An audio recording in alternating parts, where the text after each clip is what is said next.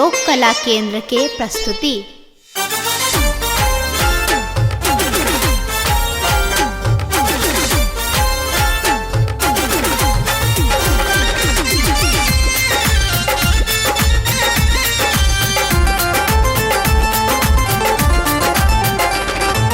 पहिरढ़ के अहाँ जे निकले छी फुलबाड़ी में, पहिरढ़ के अहाँ जे निकले छी फुलबाड़ी में। ये भौजी बड़े सुंदर लगे छी लाल साड़ी में, ये भौजी बड़े सुंदर लगे छी लाल साड़ी में। खेल करे छी पहिरढ़ के अहाँ जे निकले छी फुलबाड़ी में, पहिरढ़ के अहाँ जे निकले छी फुलबाड़ी में। ये भौजी बड़े सुंदर लगे छी लाल साड़ी में, ये भौजी बड़े सुंदर लगे छी लाल साड़ी में। ये भौजी बड़े सुंदर लगे छी लाल साड़ी में।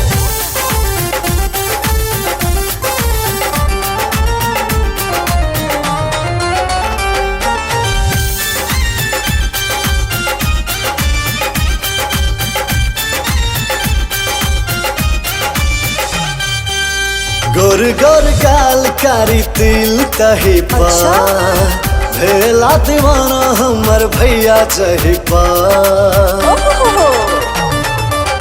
गोर गोर गाल कारी तिल तही पा, भेला दीवाना हमर भैया चही पा।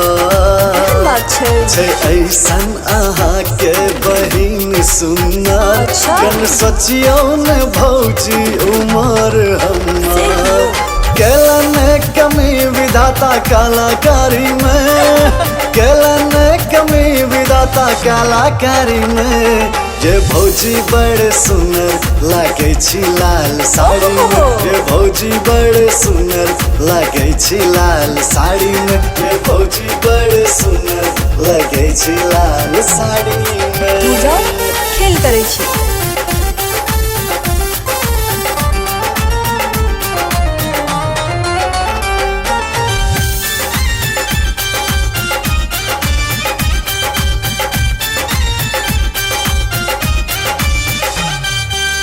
दूनु प्राणी करब अहाँ के सेवा, बन का पुजारी करब अहाँ के पूजा। दूनु प्राणी करब अहाँ के सेवा, बन का पुजारी करब अहाँ के पूजा।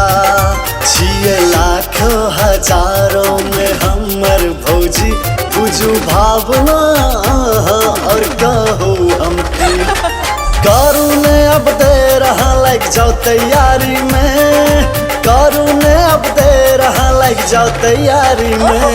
ये भौजी बड़े सुंदर लगे छी लाल साड़ी में, ये भौजी बड़े सुंदर लगे छी लाल साड़ी में। ये भौजी बड़े सुंदर लगे छी लाल साड़ी में। खेल करे छी।